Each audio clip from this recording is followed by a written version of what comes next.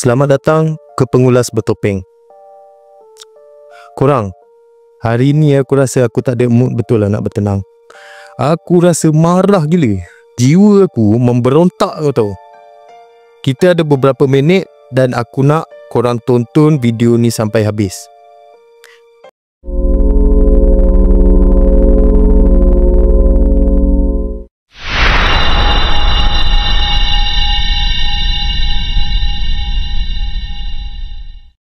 Korang tahu tak, semalam kita bawa turun jenazah seorang saudara kita dengan nama Mustaqim, yang mana beliau ni maut di Gunung Liang. Arwah ni bukan maut sebab dia tak kuat, tapi sebab kepercayaan dia dikhianati. Aku nak korang hadam ayat ni. Untuk korang yang tak tahu, malim gunung orang adalah yang dibayar untuk selamatkan nyawa pendaki, yang mana kini ditahan polis sebab tak ada permit. Aku nak tanya kau, bila kau pergi hike, kau pergi hiking ke ataupun kau pergi gambling kau punya nyawa? Yang mana dalam kronologi ni aku akan bawa korang dari saat pendaftaran ke detik penemuan mayat. Kita akan bongkar satu persatu. Yang pertama, kronologi kecuaian.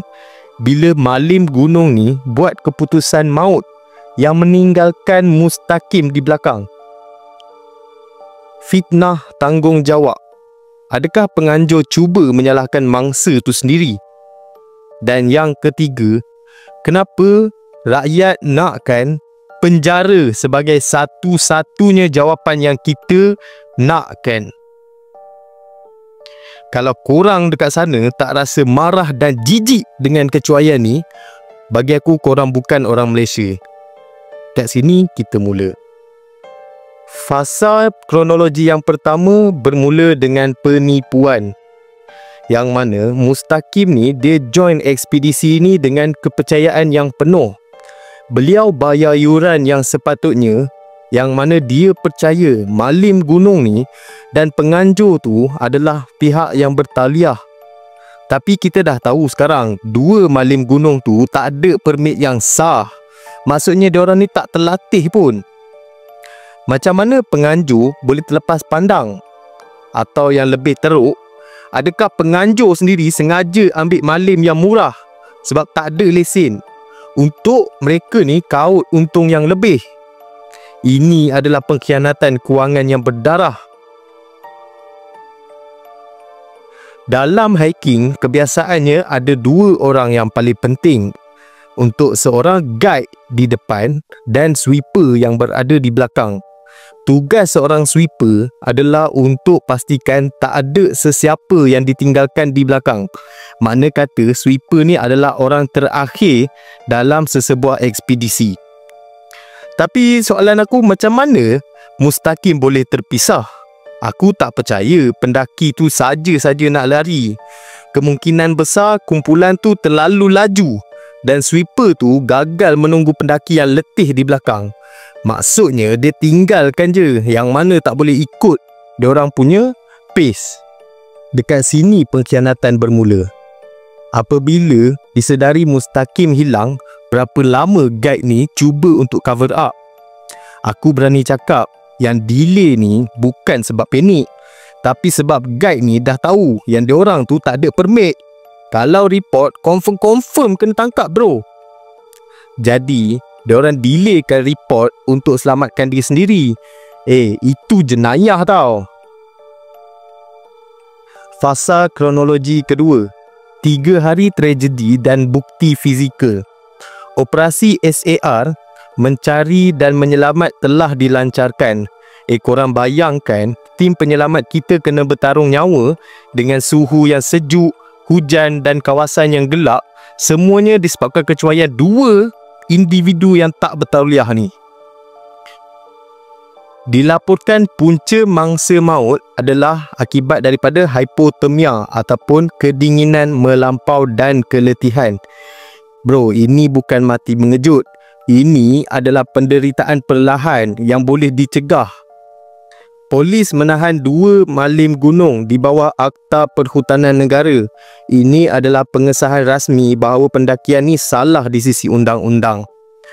Dekat sini aku nak tuntut PDRM jangan hanya dakwa bawah Akta Hutan, siasat juga bawah Seksyen 304A Kanun Kesiksaan yang menyebabkan kematian akibat daripada kecuaian.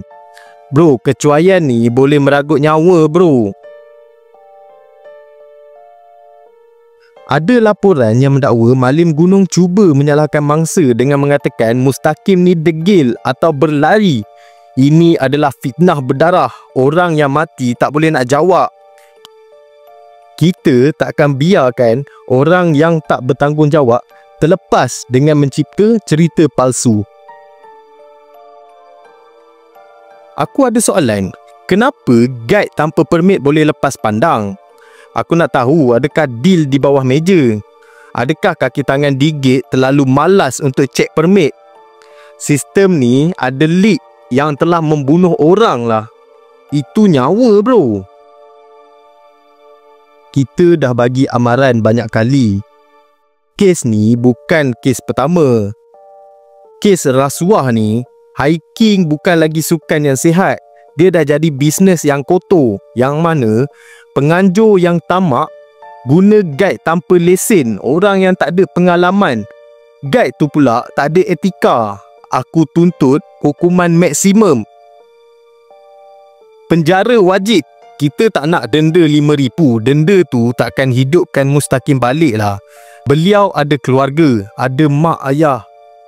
Kita nak orang yang bertanggungjawab di penjara. Biar Malim Gunung dan penganjur ni tahu, bila kau dah ambil nyawa orang, kau kena bayar dengan kebebasan kau. Aku juga nak minta pembaharuan undang-undang segera. Aku minta Kementerian KBS atau Perhutanan untuk wujudkan sistem permit digital. Semua guide dan pendaki wajib register dan scan QR code permit di pintu masuk sebelum diorang mulakan pendakian. Dan setiap pendakian wajib ada insurans. Kalau ada kecuaian, insurans tu boleh bantu keluarga mangsa.